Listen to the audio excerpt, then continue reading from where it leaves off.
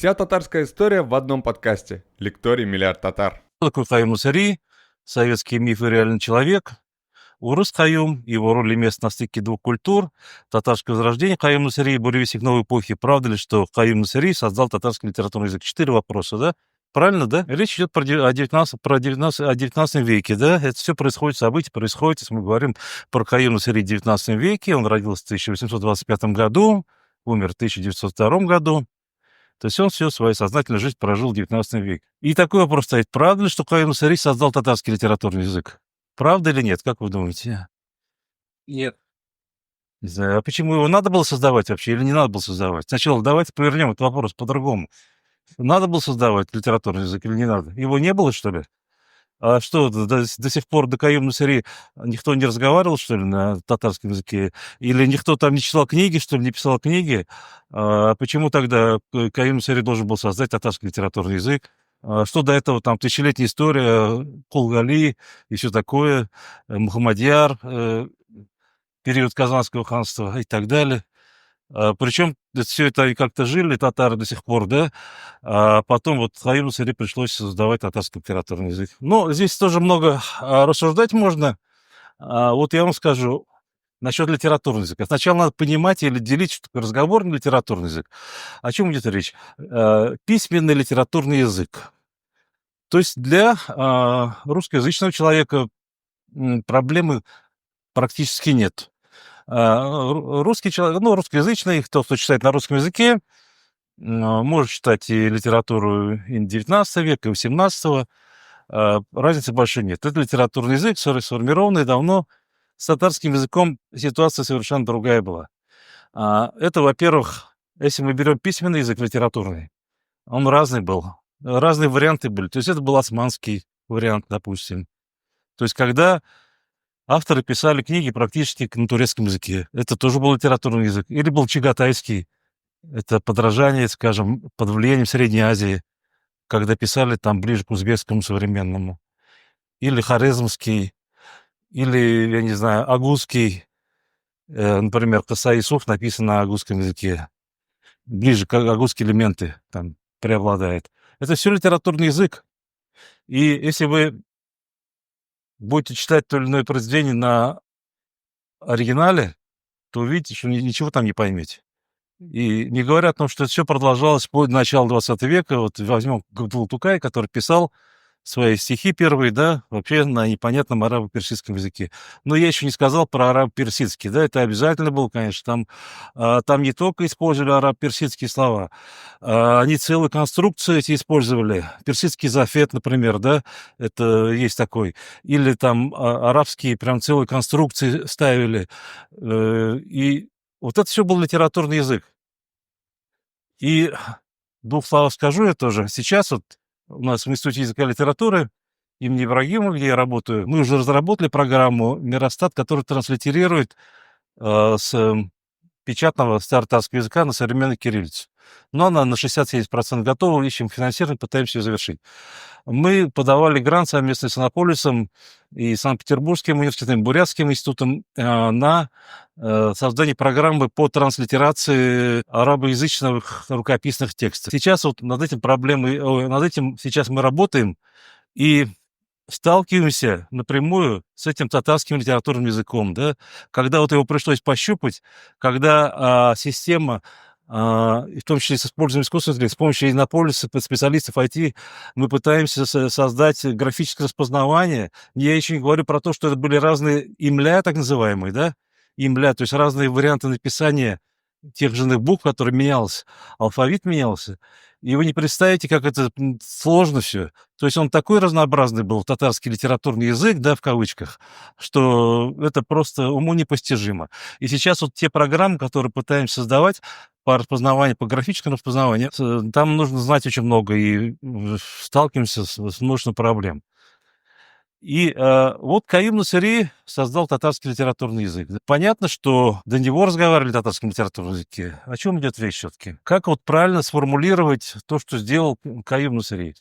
Во-первых, это, конечно, вот эти все формулировки, они были созданы в советское время, конечно, нужно было создать. Там Пушкин создал русский литературный язык, там Каюм Насыри татарский литературный язык. Надо было кого-то назначить создателем татарского литературного языка. Но, с другой стороны, если посмотреть на тот же самый 19 век, по большому счету других фигур и персоналей особо и не было. Тех, кто занимался языком татарским. Ну, если не брать миссионеров типа Ильминского, там, Малова, которые так или иначе занимались проблемой татарского языка и пытались его адаптировать под религиозные книги, которые христианские, которые они готовили на татарском языке для кряшен. Они занимались в какой-то мере. И какие-то западные миссионеры, которые приезжали, иногда изучали тоже татар. Вот. И тогда получается, что на самом деле Каюм Насыри создал татарский литературный язык, потому что он первым систематизировал вот этот весь массив данных, который к тому времени уже набрался, да. То есть мало того знать язык сам, да, или читать на нем книги, это же нужно все это описать, систематизировать. Он создал словари татарского языка, да, причем понятные словари, которые татарско-русские, русско-татарские, двухтомные, вот, да, и грамматику написал татарского языка, причем все это доступным языком. То есть он, если мы говорим современным языком, впервые ввел в научный оборот вот понятие о татарском литературном языке, да, какой он должен быть. И если мы посмотрим, это первое, если мы посмотрим, что он предлагал, вот это лексическую базу, которую он использовал в словарях, и сам он, конечно, писал по-разному. У него есть и сложные написанные труды, да, сложным языком, тоже с арабо-персидскими заимствованиями, особенно исламского содержания у него есть труды. Есть, которые попроще написаны для широкой публики. Он все же вот этот татарский литературный язык, на котором мы сейчас, или татары, на котором сейчас разговаривают, можно сказать, что Каюм Насыри первым систематизировал, ввел научный оборот и донес до мира всего, какой он вот этот татарский язык. Потому что мало его использовать, его надо же ввести научный оборот и описать. Допустим, какие-то африканские племена, допустим, используют какой-то язык давно испокон веков, да, сейчас. Но у них нет ни алфавита, ничего нет, никто их не описал, что из себя представляет, да, там, фонетика какая там и так далее, орфография какая. Вот. Если кто-то делал, то Каюм Насыри был первым. Поэтому мы вполне законно можем сказать, что Каюм Насыри создал татарский литературный язык, который используется сейчас. Не тот создал он язык, который использовался тогда. Тогда он и сам использовал письменный язык разный, и сам в своих трудах тоже. У него был разный язык. А именно тот, который вот современно сейчас вошел потом, который на самом деле уже позже при советской власти был уже канонизирован, да, и уже окончательно отработан и создан. Это уже вообще, как и все многие языки, они при советской власти уже были введены как бы такой, если положено, в систему. Сами автографы Каюм Насыри, там есть тоже некоторые его примеры, я привел его автографы. То есть автограф — это то, что автор писал своей рукой, да? Вот эти оригиналы, которые сохранились и которые у нас тоже есть. И тут я пару примеров привел. И просто я думал, если там аудитория будет более подготовлена в этом плане, можно было даже почитать его, насколько он писал, на каком языке он писал свои эти труды, различные записки. Вы увидите, это его завещание, пусть оно останется завещание. Это его завещание написано собственноручно, там хотел другой, который он написал как бы инструкцию для тех, кто собирается поступать в русскую гимназию. И там он очень простым, абсолютно понятным татарским языком он пишет инструкцию для татарских юношей, которые будут поступать в русскую гимназию. И вот там тот пример, он говорит о том, что язык совершенно очень близкий. Ну вот я могу просто из другого источника привести пример его письма к отцу. Это середина 19 века. Он пишет: «Язасыз запаслы булып тор дип, кайдан запаслы булыйм? 500 сум акчаны 360 көнгә тәкъсим кылсам ни каладыр?» То есть здесь мы видим, что практически современный татарский язык, да, он пишет отцу своему. Ну, одно там, два слова заимствование арабский, арабизм, да, потому что они не могли, он не мог, потому что когда человек в то время начал писать, он автоматически, ее мозг переключался на то, что надо писать на литературном языке. Это так было устроено. Они все, их так учили в медресе, когда они что-то на бумаге начали писать, это они их автоматически, у них на арабо-персидский вот переходил. Поэтому Каюм Насыри, когда вот писал такие письма, он, конечно же, вот, точнее, вот этот пример говорит о том, что язык татарский, я тоже такой вывод делаю, не только на основе этих источников, но на основе других тоже различных примеров, которые миссионеры приводили, западные путешественники. Я считаю, что язык был практически тот же самый, что мы сейчас разговариваем. Что татары сейчас разговаривают, был такой же разговорный язык. Он не сильно отличался, и вот это письмо Каюм Насыри это является ярким примером того, что татары разговаривали тогда на том же самом языке. Я так считаю. И в этом все больше и больше убеждаюсь. Когда мы с вами будем читать учебники по татарскому языку, там будет говориться о том, что в 19 веке много арабизмов, парсизмов было. Если вы будете смотреть спектакли татарские, посвященные тому времени, и там, например, муллы там будут разговаривать такими арабскими словами, да, там джамаат, гадаллик белән амаль кылырга кирәк, там, да, вот так будут говорить они. Еще с этим вот это арабский айн, это они говорят обязательно, да, это джамаат, то есть с этим прям по-арабски произносят. И это не совсем правильно, поэтому нужно вот знать нам, на каком языке разговаривали, на том же языке, я так считаю, что и сейчас, практически на том же самом языке. Не знаю, что дальше было там, в 18-19, булгарский период, вопросов очень много.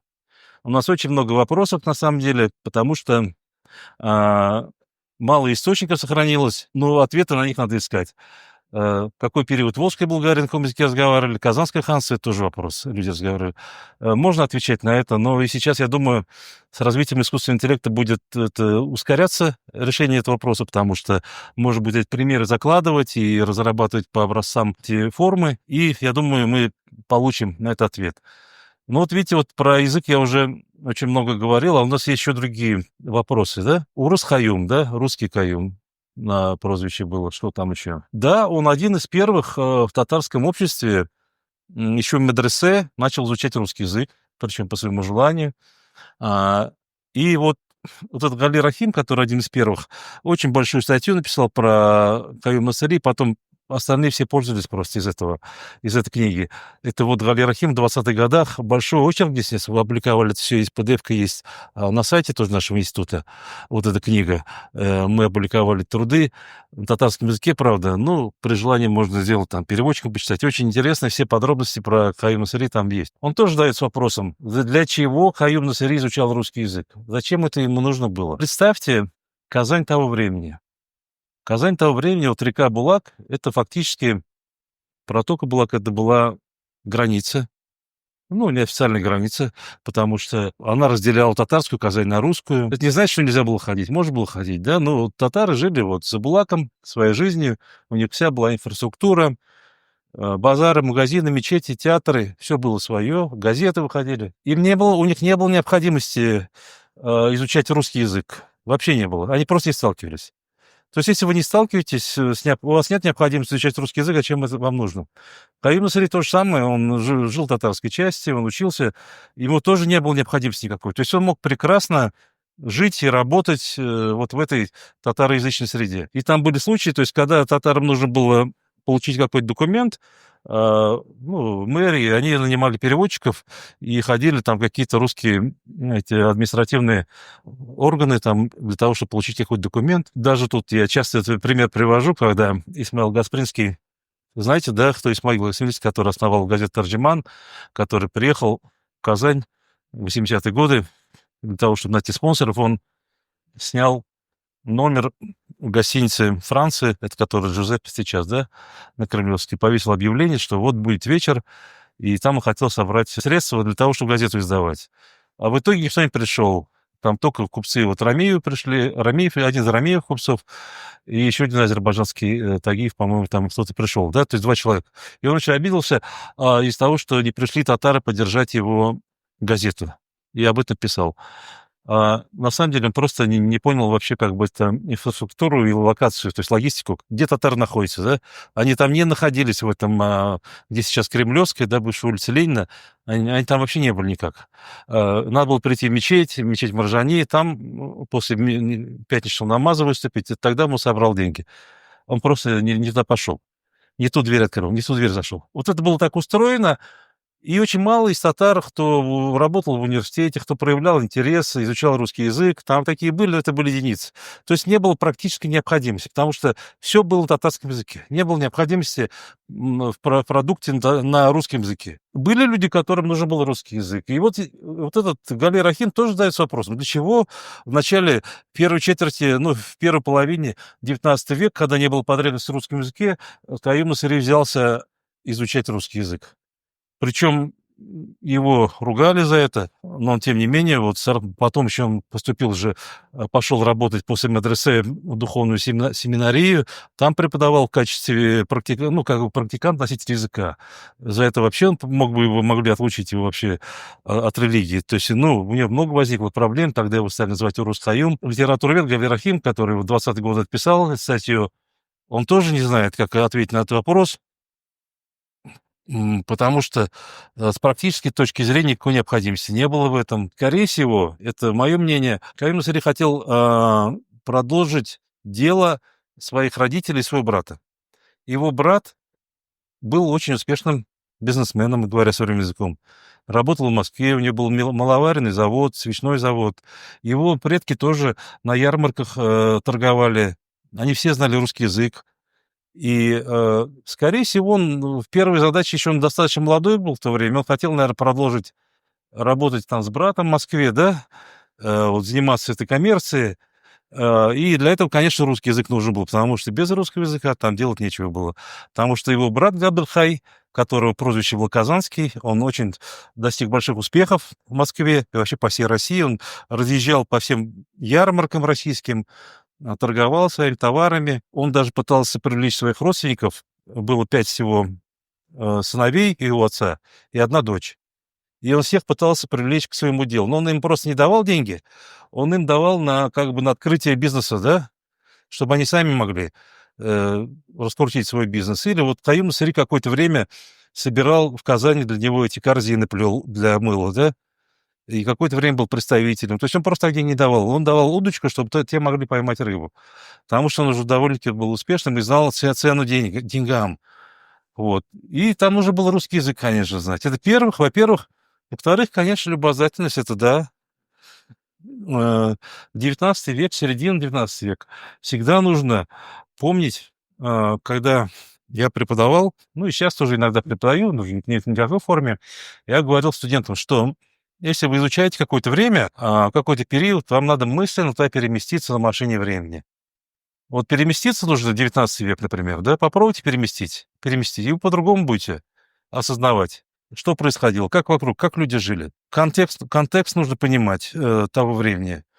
Ну, условно говоря, просто очень короткий пример, почему Древняя Русь начала торговать с Востоком, да, изначально, а не с Западом.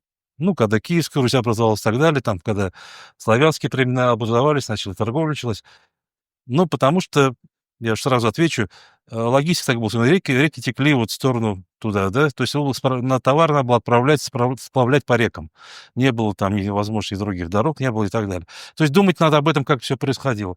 И здесь вот мы с вами о чем говорим? Мы с вами говорим про контекст того времени. 19 век — это середина 19 века, это время, когда происходили очень большие изменения вообще в обществе. Это не только российское общество, это вообще европейское общество, революция Франции.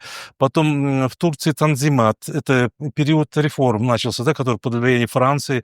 Вообще вот эта вся обстановка, эта вся среда, она сильно менялась. Вот эти все дискуссии шли. Среди русских дворян начались дискуссии. Все, что привело к этому, к отмене крепостного права, да, в 61 году. Вообще, как бы, вот эти демократические какие-то порывы новые. Там вообще очень шло время такое активное, переменное, очень было интересное время, да. Это не был застой какой-то вот там средневековый, да, когда люди сидели там, не знаю, там в какой-то избушке. Нет, это было очень интересное время, происходило очень много. Началось это развитие мануфактур, фабрик, заводов, появились поезда первые начали ходить, да. Каим Насыри у нас тоже в фонде хранятся, это тоже очень сильно интересовался этим всем. У него есть начерченные железнодорожные карта железных дорог России, Российской империи он нарисовал. Он хорошо рисовал, и он мечтал, конечно, видимо, ну, он делал это для своих календарей, конечно, в первую очередь, да, но сам он очень мало путешествовал, он только в Оренбург съездил, ну, или там по Казанской губернии, но он мечтал, конечно, путешествовать, и появление вот этих поездов, это было большим событием, это просто было потрясением для, в том числе и для татар того времени, да. И вот эти процессы развития технологий новых, все это сильно меняло повседневную жизнь, и в том числе и татарское общество. Например, открытие фабрик в большом количестве, в той же самой Казани, это привело к тому, что фабрики стали высасывать из этих крестьян и татар, в том числе и соседних регионов, да, за Казани, стали приезжать. А у них менялся образ жизни. Они уже не могли соблюдать, те же самые правила, ну, что касается намаза, допустим, да, хотя это все учитывалось, и русские фабриканты, я сам это читал, учитывали это обязательно, и праздники все мусульманские давали возможность и намаз читать, и, по-моему, Морозов даже этим уточнял там специально у своих помощников, там, надо ли намаз читать там когда-то. Но это вот настолько вот это развитие промышленности меняло образ жизни вообще. И Каюм Насыри, вот он в это время жил тоже. И, конечно же, он, как любознательный человек, хотел быть тоже в гуще этих событий. На татарском языке там мало что можно было тогда узнать, да? Прессы не было. В первую очередь периодической печати, которая, ну, реагировала на какие-то события актуальные. Не разрешали газеты. Сам Каюм Насыри в 63 году, по-моему, пытался открыть газету «Тан Йылдызы». Другие пытались. Татарам не давали разрешения выпускать свою газету. Первая татарская газета вышла только в 1905 году, после уже всех этих реформ, после революции первой. Была потребность вот в этой газете. Поэтому вот эта форма периодической печати, это календари, который он стал выпускать, да, это и тоже вариант был его, то, что он реализовал свою мечту. Нечего было читать, и, ну, помимо тех турецких газет, которые попадали, там, арабские сюда, потребность информации, вот когда так все менялось, была большая. И здесь, конечно, на русском языке было очень много всего, да, литературы. И, конечно же, те, кто знал русский язык, они были в совершенно других условиях. Они все это поглощали. Они в русских газетах это все писалось. Все, что происходит в Европе, все эти революции, вся литература, все просвещение, искусство, все обо всем говорилось. Журналы выходили, Нива там позже, там и так далее, и так далее. Поэтому любознательный человек, конечно же, через русский язык мог познать очень много, он мог очень сильно и быстро развиваться. И в целом я хочу сказать, вот как бы эту тему немножко завершая, два направления было потребления информации современно актуальной. Те, кто знал турецкий, арабский, они потребляли эту информацию из турецких газет, журналов, которые, в свою очередь, брали из европейских. Например, Галяскар Камал написал свои первые спектакли под влиянием турецких тоже произведений. Это сильное было влияние. А другие под влиянием русской. То есть русский язык это был языком прогресса и культуры. И они это понимали. Те, кто хотел, они вот получали таким образом вот информацию. И Каюм Насыри, он тоже как любознательный человек, он развитый человек, он, в свою очередь, из двух источников. Он знал и арабский, и персидский, и турецкий, и оттуда брал он, и брал и через русский язык тоже брал он. Поэтому он был духовно и интеллектуально очень богатым человеком, и он очень много работал, много чего издавал, был очень разносторонним. Мы сейчас говорим, что это ученый-энциклопедист, говорим, да? Но это выражение тоже как бы относится к стереотипам определенным, к мифам. Все ученые в то время были учеными-энциклопедистами. Пусть это будут ботаники, там, пусть будут геологи какие-то, там, математики, они все знали языки, по несколько языков, они все были начитаны, они, если врач это, он знал все болезни, да, то есть там не специализировался в каком-то там, как там, по глазам там или там почему-то там, ну, ухо, горло, нос, нет. Они были все энциклопедисты, это в то время было так принято. Биологи или ботаники, которые отправлялись в Францию, в Африку, они заодно знали языки тоже местные, да, они знали истории, все. То есть книги, если почитать, там найдешь очень много информации. Если даже читать книги Лобачевского, да, по математике, они все написаны очень хорошим, красивым русским языком, с примерами. То есть они все интересовались. Лобачевский очень сильно интересовался Востоком, и благодаря ему вот это восточный разряд и библиотека собрана, да, он понимал, что такое восточные вот эти ценные рукописи, он на это, будучи ректором, направлял на это финансирование. В общем, это все были ученые-энциклопедисты, поэтому я боюсь это уйти дальше в тему. И в какой-то мере, думаю, вам примерно ясно становится, да, почему Каюм Насыри вот увлекался русским языком, да, и насколько можно ли его назвать Урус Каюм, то есть как бы человеком, который типа продался русским, да, ну, как бы вот другое значение по-другому, да, но продался ли он? Нет, нет, это был абсолютно нет. Вот документы, вот, которые вот это его завещание, я тоже про него скажу два слова. Надо работать с документами, да. У нас гуманитарная наука, которой я занимаюсь, это и история касается, и история, литературоведением, и тем и другим занимаюсь. Это все сейчас занимаются этим, да, то есть это бла-бла-бла-бла-бла, это нет, это очень точные науки. Они основаны на фактах, они основаны на документах, на археологических находках, там ДНК и так далее. Все это надо соединять несколько источников, чтобы для того, чтобы у человека, который это изучает, у него чтобы сложился пазл в голове, что это не просто фантазии, что это не может быть фантазией, это все реально было. И здесь мы должны опираться на документы. И это касается и Каюма Насыри тоже. Вот в данном случае мы опираемся на те письменные источники, на вот эти его завещания, которые написаны его собственной рукой. И вот это завещание нам помогает. Это не только это завещание, есть еще воспоминания других людей о нем. Когда он преподавал, например, в русском, ну, вот в русско-татарской школе по поручению Радлова, да, этого тюрколога, у них почему с Радловым отношения испортились? Радлов был очень таким педантичным немцем, да, он все любил порядок, а Каюм Насыри не приходил своей зарплаты. У него он получал 25 рублей в месяц, и он несколько месяцев не приходил с зарплаты. И им потом только уже забирал, это очень не нравилось Радлову, у них на этой почве вышел конфликт. Это говорит о том, что у него, значит, не было необходимости, да, особой. А вроде бы он как бы нищий, он скитался по там различным домам, там у него не было своего дома. Вообще практически никого, ни дома не было тогда в Казани. Только у купцов было богатых, свои дома были. Во-первых, это стоило дорого. Во-вторых, жилищный фонд, если говоря современным языком, был не такой богатый, да. Это не только в XIX веке, это и 50-е годы, когда надо было расселять людей всех, когда заводы строились. Не было жилищного фонда.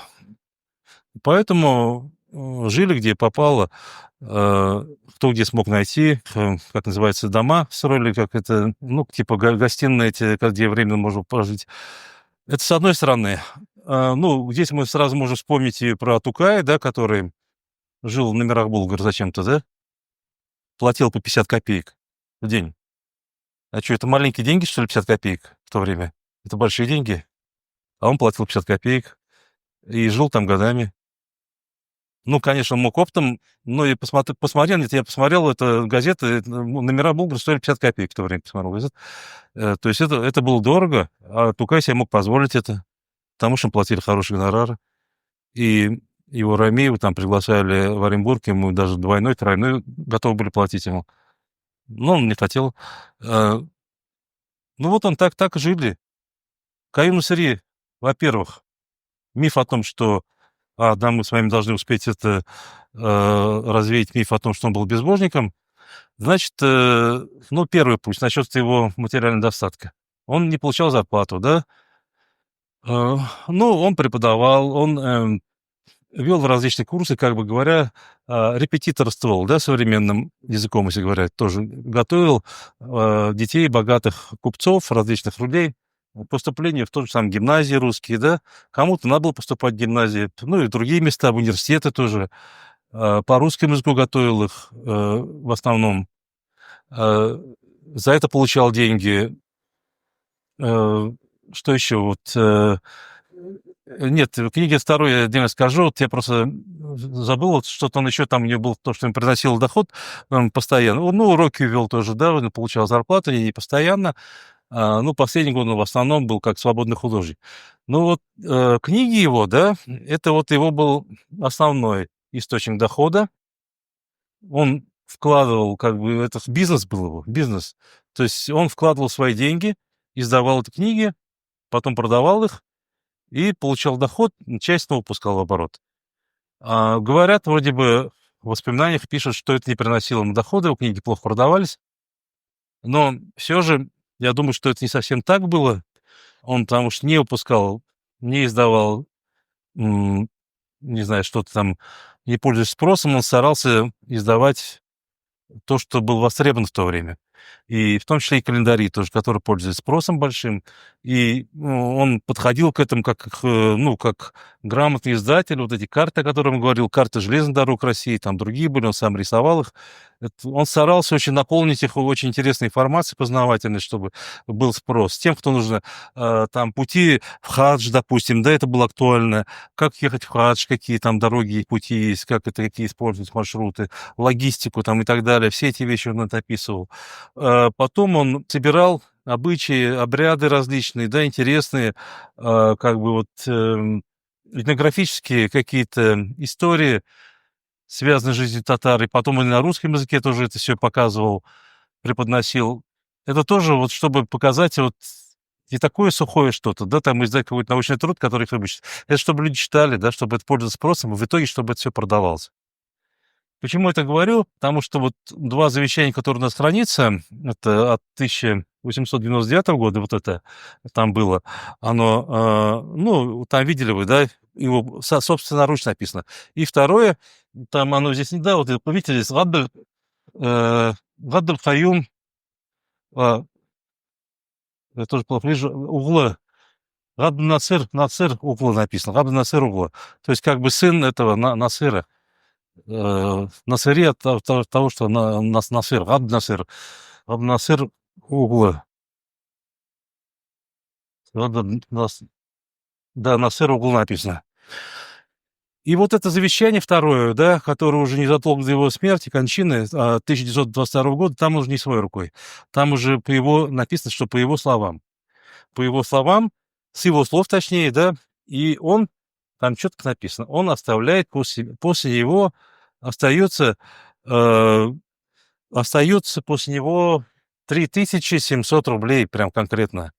Из них 3500 это живыми деньгами, наличкой, и 200 рублей это книгами и одеждой. То есть он то ли одежду это продавал заодно там, ну, может, какие-то татарские, я не знаю, там ичиги, может быть, тюбетейки, я не знаю. То есть это тоже какой-то товар, видимо, да? 3700 рублей. Вы подумайте, вот тоже опять я вот предлагаю вам переместиться в то время. Ну, говорят, там корова стоила 5 рублей, да, там. Но дом, просто если посмотреть примерно, я могу ошибаться, там разные варианты есть, просто я посмотрел по тем годам, в деревне каменный дом, железной крыши скатной, со всеми работами, с окнами, с надворными постройками, 1000 рублей где-то, 1100, там так, 1200, ну, смотря как аппетиты заказчика. Значит, Казань тоже он мог построить, по идее, себе дом за 3500 рублей? Мог, конечно. Но не построил. Это реально от него после Тукая мы знаем, что осталось 500 рублей. Тукай тоже не умер нищим. 500 рублей тоже большие деньги были.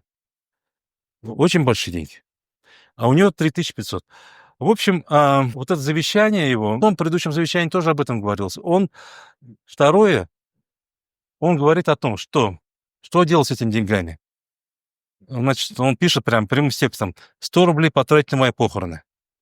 Причем не там какой-то поставить, роскошный какой-то камень поставить, да, там, на могильный, такому-то мулле там 25 рублей, такому-то мулле там 30 рублей, да, чтобы они провели все это обряды как положено, да, джаназа, вот им, то есть это половина.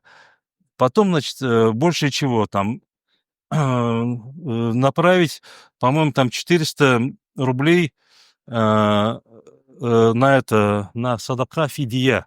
Фидия садакаса, то есть он пишет. Это о чем говорит? Это садака, то есть он пропустил посты по разным причинам, видимо. А пропущенные посты можно компенсировать за счет того, что накормить бедных, нуждающихся. Вот он оставляет большую сумму, посчитал, сколько он пропустил постов, да, потом большую сумму, по-моему, 600 рублей направляет на хадж. То есть отправить просит в хадж человек между себя, он не вместо себя. Он не смог съездить в хадж, когда был жив. Он просит направить. Потом на медресе, на шакирдов. И только немножко оставляет своим родственникам. И то не всем родственникам, а бедным родственникам. Именно подчеркивает. То есть у нее все деньги уходят на дела религии. Это говорит о том, что человек перед смертью думал о том, как он предстанет перед Аллахом, как он там, хотел как-то покрыть свои грехи, которые были. То есть он понимал все это, да, это был человек очень религиозный. И вот последний тоже, может быть, добавлю, потому что время уже заканчивается. Когда его обвиняли в том, что он как бы продался там русским, он, наоборот, он критиковал, то есть он делал все ради вот того, чтобы пропагандировать свою татарскую культуру, историю, язык. То есть он не понимал этого, он, наоборот, даже приводил примеры, критиковал того же Гаспринского, да, который в газете «Таржиман» как бы выступал на стороне Российской империи, там, и он говорил, вот Гаспринский там, значит, выступает за то, чтобы Россия захватила Стамбул, там, то есть он такой, как имперец, там, это критиковал, то есть он, наоборот, он не такие, типа, он не принимал такие идеи, у него совсем по-другому было. И вот это все нам дает возможность вот, посмотреть на Каюм Насыри немножко с другой стороны и через него, через образ понять вот это время. И вот эти процессы, которые там происходили, они потом больше активизируются в конце XIX века, и по его пути пойдут другие, тот же самый Тукай, тот же самый Фатех Амирхан. Они абсолютно будут повторять путь Каюм Насыри. Они тоже будут считать, что через близкий, понятный русский язык, культуру гораздо проще вот выйти на это европейскую цивилизацию, культуру. Это не было как бы предательством по отношению к своей культуре, языку. Они просто хотели расширить свои горизонты.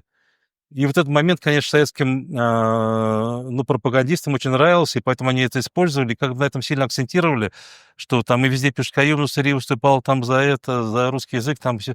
Надо понимать, это причины тоже этого всего. Ну, русский язык был очень прогрессивный, русская литература была прогрессивная, и других у них вариантов не было.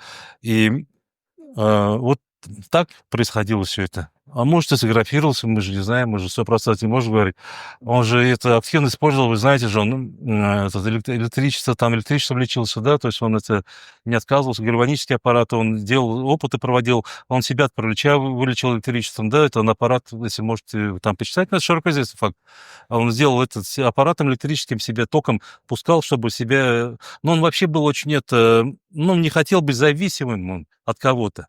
Он лечился током, он себя вылечил от паралича током, да.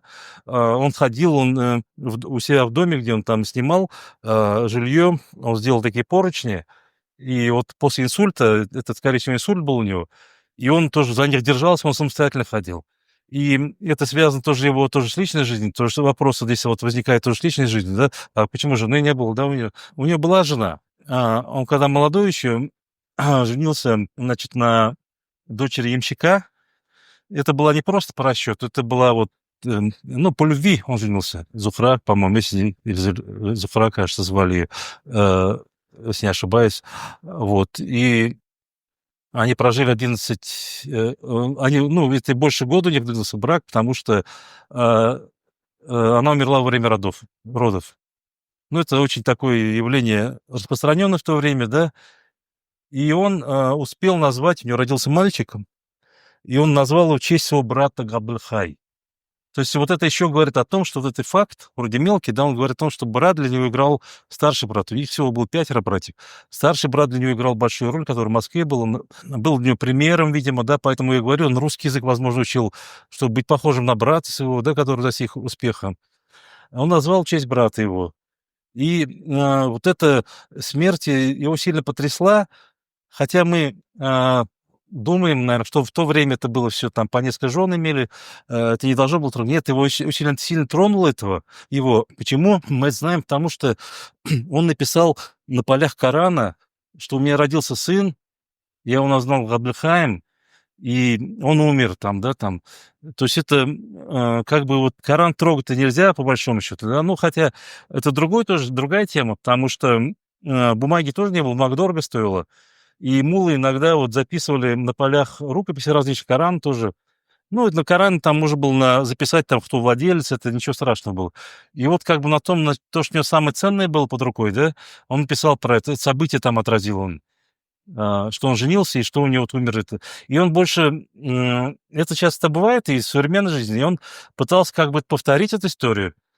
Значит, у этой умершей жены его была младшая сестра, но она была еще молодая девочка, и он взялся ее воспитывать, учить ее различным там уроки преподавать, и жил там в этом, там где-то снимал это, и он ждал, когда она достигнет совершеннолетия. И вот когда он достигнул совершеннолетия, она отказала ему.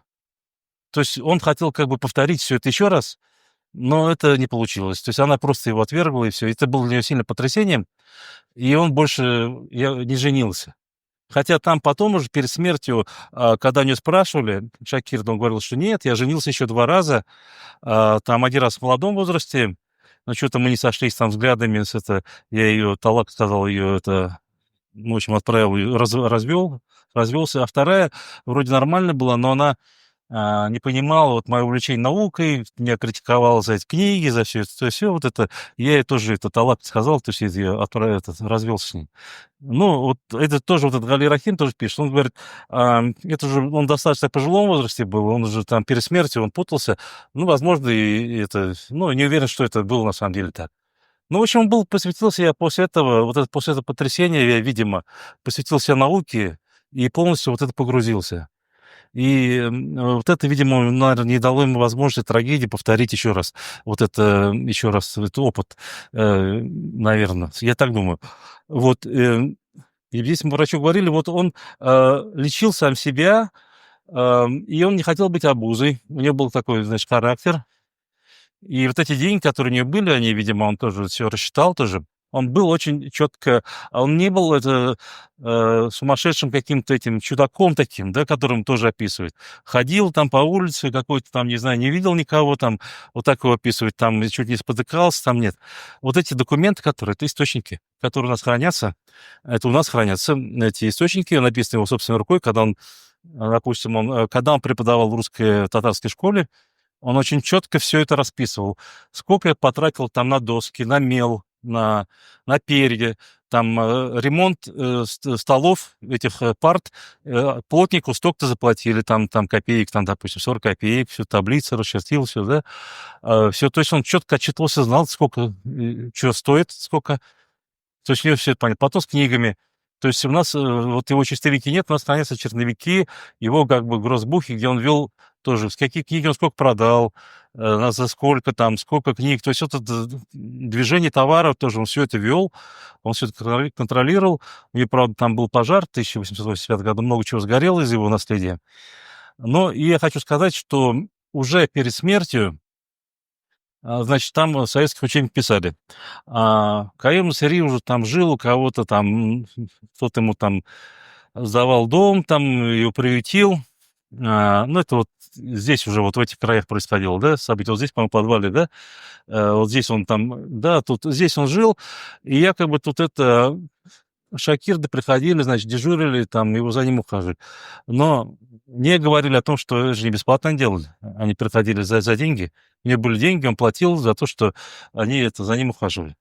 Вот. То есть у него как бы вот это было, и, в принципе, он как он рассчитывал, он все планировал. Вот это тоже миф, который, ну, нужно развеять. И то же самое это и Тукая касается, и многих других. То есть это тема такая, что как бы не уйти, тоже в двух словах скажу. Я сам советский человек, еще в советской армии даже служил я, успел служить. Еще даже после того, как вернулся, Советский Союз еще не сразу распался, через несколько лет. Вот. Я тоже воспитывался в этих комсомолом и так далее, все эти идеи. И мы учились тоже. Вот история, вот эта марксистско-ленинская, вот эта идеология, она была четко выработана, отработана, и касается истории тоже. И это не касается, это не является как бы вот, это не только пропаганда была, да, то, что это насильно заставляли. Это люди верили в это, в идеалы все, да, и верили в идеалы эти. И ученые тоже, которые этим занимались, пусть это пусть будут историки, литературоведы, они искренне верили в это.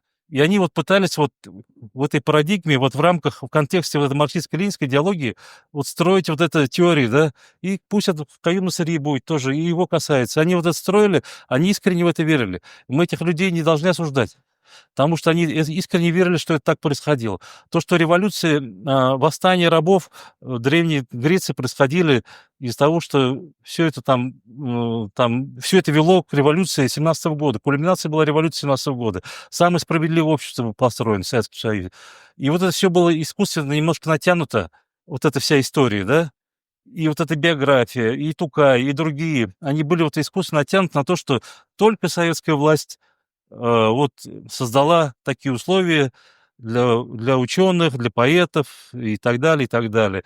Бесчеловечное буржуазное общество вот погубило Тукая, погубило Каюм Насырьи. Там. Нет, это не так было на самом деле. Просто если посмотреть реально на факты и на источники, не так было просто, и не так просто было, все было сложно, у кого по-разному. И сейчас мы с вами живем вроде в капиталистическом обществе, а кто по-разному живет, кто хорошо, кто плохо, и это не значит, что у нас общество влияет на нас. На кого-то не влияет, на кого-то влияет обстановка. Вот, это трудно вот это натягивать на этом. Поэтому западная наука, она идет от частного к общему. А у нас наука шла от общего к частному. То есть эти формации, переход от буржуазной, там, от феодальной к буржуазной, и вот это все натягивалось искусственно.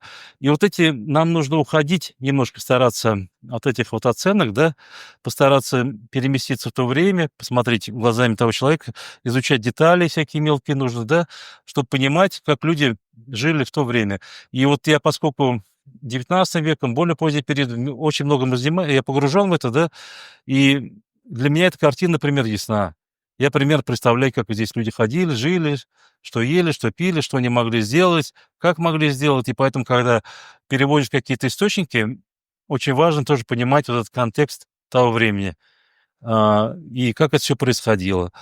У нас пока мы еще вот по инерции 30 лет прошло после распада Советского Союза, мы еще пока живем вот этими все вот, ну, только начинают меняться вот подходы.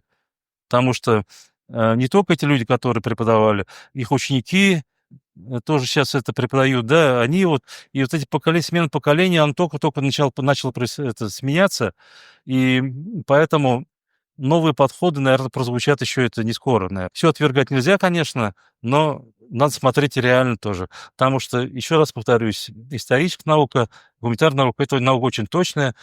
Она, конечно, конъюнктурная всегда была, в любые времена, при любых государствах. Free audio post-production by alphonic.com